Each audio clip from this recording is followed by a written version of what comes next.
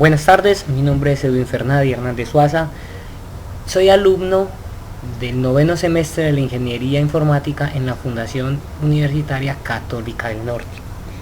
Básicamente lo que vamos a tratar en este video es acerca de las partes del computador, su funcionamiento e importancia, y trataremos acerca de las marcas más conocidas en el mercado que nos ayudan a proveer todos los elementos tecnológicos que necesitamos para que nuestros computadores funcionen. El hombre a lo largo de la historia ha sentido la necesidad de ir creando cosas nuevas que garanticen su supervivencia.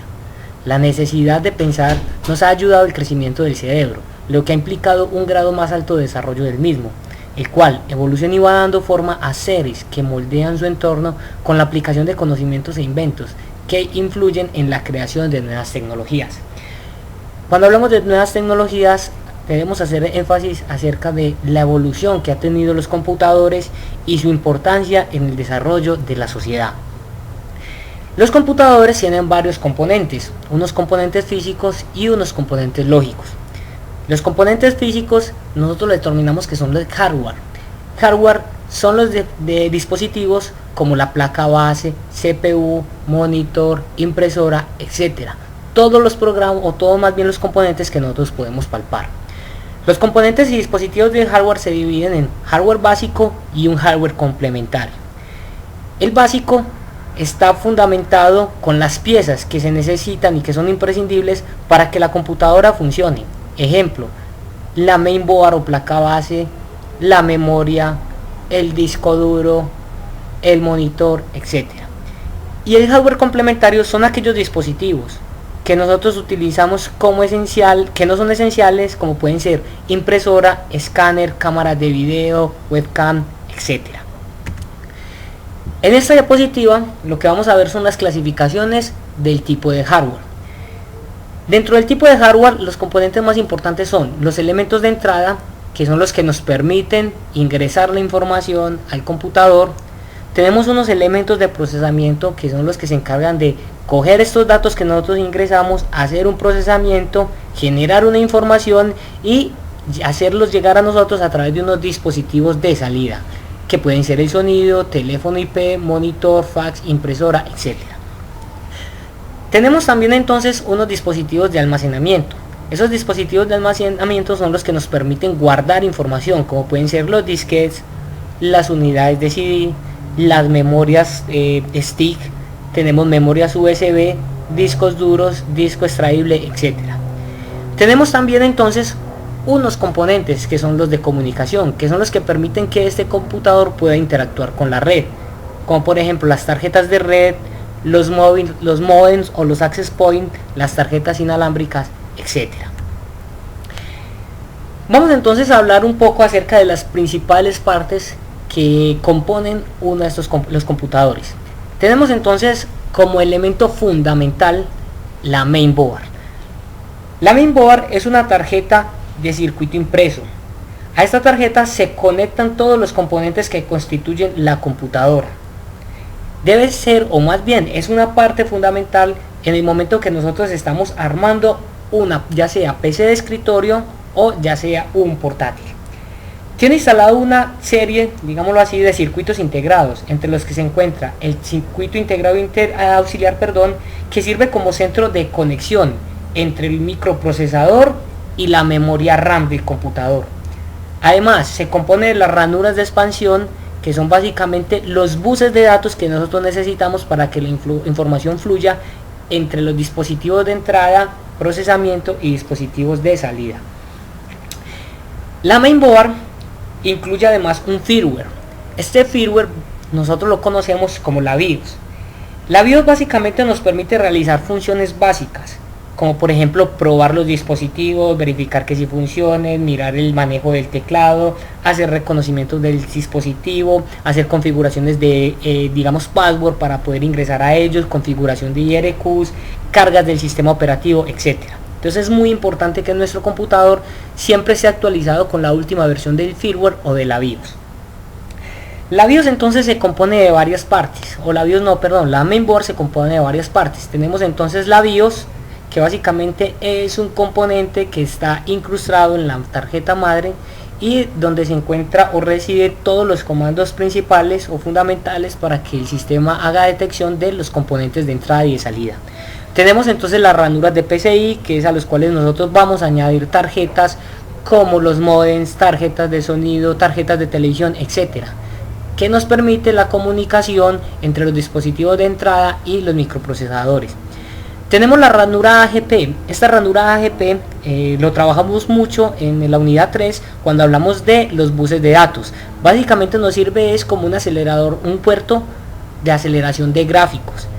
Esto lo que nos hace es que cuando tenemos, o más bien vamos a interactuar con programas que tienen un ambiente gráfico muy pesado, lo que hace es que nos va a ayudar a que la velocidad de la graficación sea mucho más rápida. Tenemos entonces los switches de configuración de la board, switch 1, switch 2 y switch 3, que básicamente lo que nos ayudan es a configurar todos los parámetros de esta mainboard. Tenemos entonces otros puertos. Tenemos por ejemplo el puerto para joystick, que es el puerto para los juegos, puerto paralelo que nos sirve para trabajar con impresoras viejas como por ejemplo las LX300. Tenemos entonces unas conexiones de USB que básicamente lo que nos permite es conectar dispositivos como mouse, teclados, memorias, etcétera. El zócalo de la CPU es básicamente el sitio donde nosotros debemos incrustar el microprocesador, que básicamente es el cerebro y el que le da verdadera funcionalidad a esta mainboard. Se encuentran entonces los conectores de alimentación. Estos conectores de alimentación básicamente son los que nos sirven para conectarlo a la fuente de poder para poderle suministrar la energía necesaria para que pueda desempeñar sus funciones.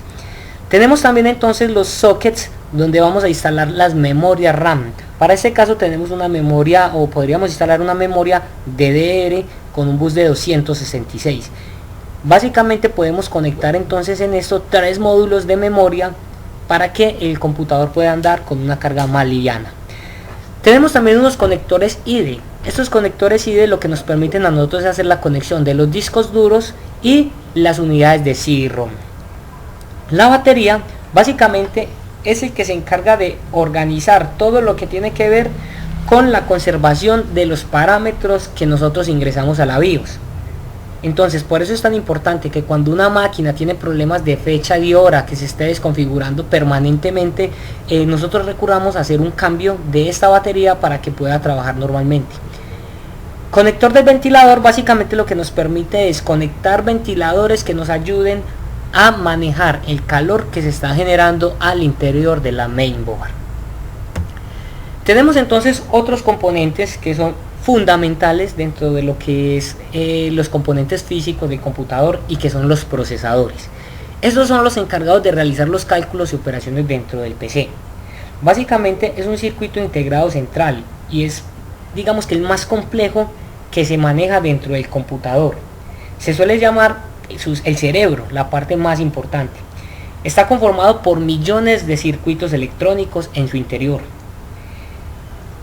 Funciona a la velocidad de un reloj interno, gracias a que estos poseen cristales de cuarzos que, cuando son sometidos a una corriente eléctrica, envían unos pulsos denominados picos.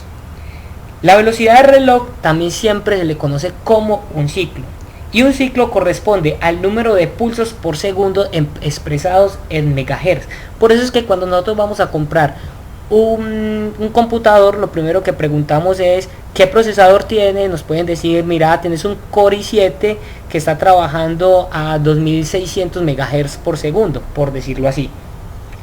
Este está conectado básicamente a la mainboard a través de un zócalo, el que vimos anteriormente, y que está especificado para que funcionen y tengan una compatibilidad total entre la mainboard y el procesador.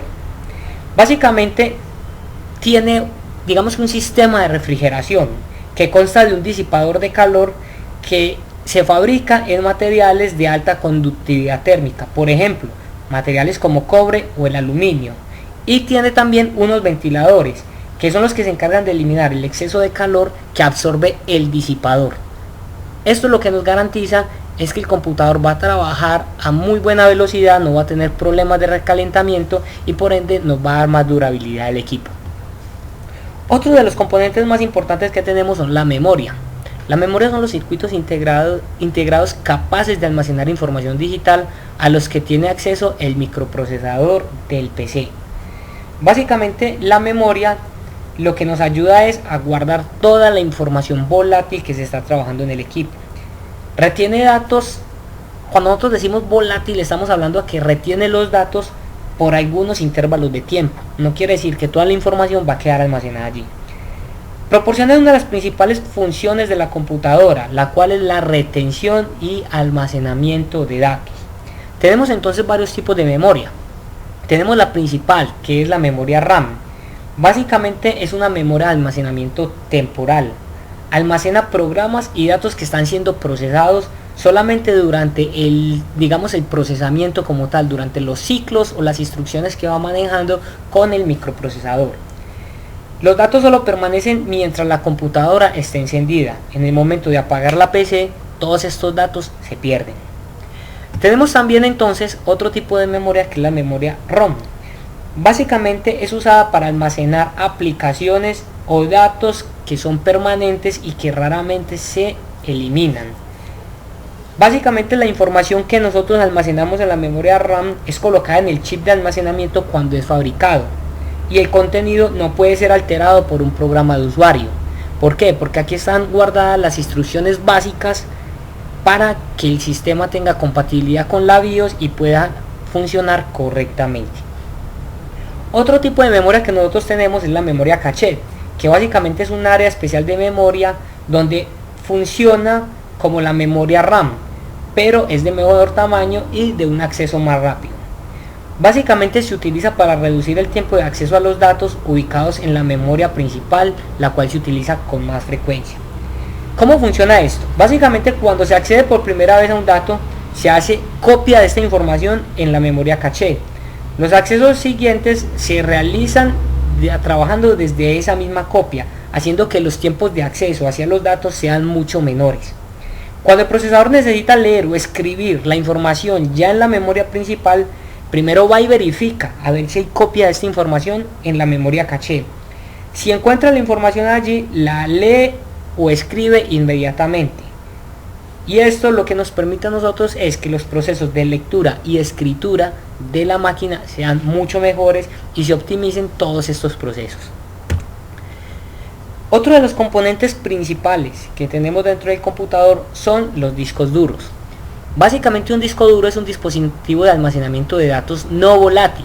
Esta es la principal diferencia que tiene con la memoria RAM. Básicamente emplea un sistema de grabación magnética que sirve para almacenar los datos de manera digital. Contiene la información codificada, básicamente que nosotros almacenamos en distintos programas y archivos. Siempre va a operar de manera digital. ¿Qué quiere decir esto? Que estamos trabajando de manera, digámoslo, cifrada con unos y ceros. Recordemos que los unos y ceros, el código binario, es el sistema base para que los computadores puedan funcionar. El disco duro se compone entonces de varias partes.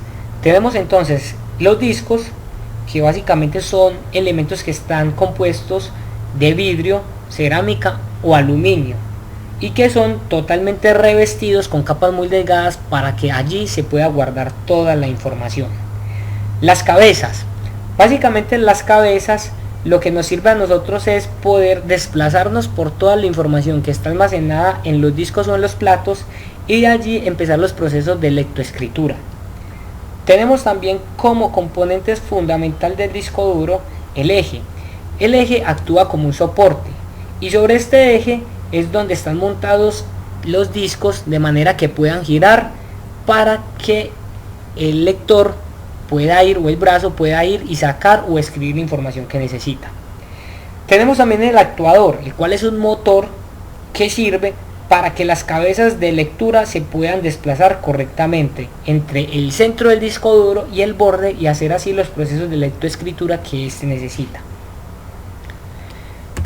Otro de estos componentes de los cuales es imprescindible dentro de la arquitectura de los computadores son los buses de datos, los cuales son las vías de comunicaciones que sirven para que los datos y las señales de control fluyan de un lugar a otro, básicamente entre la CPU, o sea el microprocesador, y todos sus componentes.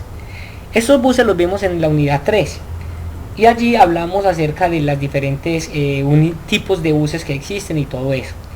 Básicamente son un conjunto de conexiones físicas que pueden compartirse con múltiples componentes de hardware para que estos se comuniquen entre sí. Su propósito principal es reducir el número de rutas necesarias para la comunicación entre los distintos componentes al realizar las comunicaciones a través de un solo canal de datos. Conecta las diferentes partes del computador, como pueden ser el microprocesador, la memoria, dispositivos de entrada y salida, discos duros, etc. Y se caracteriza por la cantidad de información que se transmite de manera simultánea. Básicamente, estos que están aquí en la imagen son los tipos de cables que nos sirven a nosotros para conectarnos a los diferentes buses del interior de la máquina y lograr entonces que la información fluya entre dispositivos de entrada y salida y el hardware de procesamiento. Algunas de las marcas más importantes en la elaboración de este tipo de componentes, o de todos los componentes que necesitamos para que los computadores funcionen, son la Toshiba. Dentro de las más nombradas pues tenemos la Toshiba, Hewlett Packard, tenemos la Compa, tenemos Nvidia, que son tarjetas de video, la Kingston, que nos proveen a nosotros de memoria USB, disculpen, y algunos otros componentes, Epson, Canon, que nos dan a nosotros diversos tipos de impresora, Symantec, que nos puede brindar un soporte para que no ingresen virus y nos afecten los componentes, ASRock, que es una marca dedicada al tema de memorias principales o de mainboards, D-Link, que está muy enfatizada en el tema de comunicaciones, access point, tarjetas de red, tarjetas inalámbricas, etcétera. Hanway, que también nos provee acerca de access point y modem para la comunicación. Genius, que es una marca muy conocida en el tema de mouse, teclados y componentes como lectores de huellas, etcétera. Entonces básicamente lo que vemos acá son las diferentes marcas que nos proveen y de las cuales nosotros podemos recurrir a hacer compras de componentes en cualquier momento que necesitemos. Ahora, dentro de las principales marcas de computadores tenemos entonces que el HP, incluso sabemos que aquí en Medellín HP ya montó una sede en el edificio de Ruta N enfocada a mejorar los temas de innovación en la ciudad. Tenemos también la marca Samsung, la Asus, que es una marca relativamente nueva y que de verdad salió con muy buena calidad. Dell, que nos provee a nosotros servicios de que podamos hacer la compra mucho más fácil desde internet, fue de las primeras empresas que empezó a promocionar la compra de computadores mucho más fácil, conectando directamente al usuario con la empresa. Tenemos la Acer, Toshiba, que digamos que personalmente es la marca más buena en cuanto a la elaboración de portátiles. IBM, Lenovo, que también es una muy buena marca. Tenemos la Sony Vaio y la Apple. Esas pues son las marcas más importantes dentro del tema de los computadores en su parte física. Ahora, resulta que los computadores se dividen en varios tipos. Tenemos entonces que los computadores pueden ser o servidores, o computadores de escritorio, o computadores portátiles llamados laptops. Básicamente los servidores pueden ser muy variados, ya que nos sirven para administrar usuarios y recursos de una red. Estos servicios pueden ser servicios de impresión, servicios de almacenamiento de file server, nos provee a nosotros manejar altas disponibilidades, sistemas de clúster para garantizar estas altas disponibilidades, etc. Tenemos entonces las desktop, que son computadoras de escritorio, las que conocíamos anteriormente y que tienen una CPU. Estos computadores básicamente se manejan de manera muy doméstica y en algunas empresas todavía se usa porque digamos que la tecnología y la innovación nos está llevando a que todos utilicemos laptops, que son computadores portátiles y que permiten que nosotros podamos desplazarnos con los computadores de un lugar a otro, y que todos los días está evolucionando, de manera que toda la información que podamos manejar en un desktop ya la podamos administrar desde un computador portátil. Ahora vamos a hablar acerca de lo que es el software. Básicamente el software es la parte lógica del computador. Comprende un conjunto de componentes lógicos necesarios que hacen posible la realización de tareas específicas en contraposición a los componentes físicos que son llamados hardware. Es el conjunto de programas de cómputo, procedimientos, reglas, documentación y datos que forman parte de las operaciones de un sistema computacional. Ahora, el software se divide en tres categorías. Tenemos entonces los sistemas operativos, los lenguajes de programación y los aplicativos. ¿Qué son entonces los sistemas operativos? Los sistemas operativos son los programas básicos que permiten la comunicación entre el usuario, los dispositivos de entrada y salida y los elementos de procesamiento. Estos son los que nos permiten a nosotros operar de manera correcta dispositivos como la memoria, los buses, discos duros, microprocesador, etc. Dentro de los sistemas operativos más conocidos tenemos pues el Windows, que digamos que a nivel mundial este es el que ha acaparado bastante el mercado, lo mismo que el sistema operativo Linux, que ya está teniendo mucha fuerza debido a que es un software libre y que todas las personas pueden acceder y mejorarlo. Algunos, digamos que el Mac también es otro sistema operativo muy conocido, el Mac OS, y que sirve básicamente para los computadores Apple. Ya dentro de programas especializados para almacenamientos o data centers tenemos entonces el AS400, Solaris y el Unix. Ahora, ¿qué son los lenguajes de programación? Básicamente los lenguajes de programación son programas que me permiten diseñar otros programas.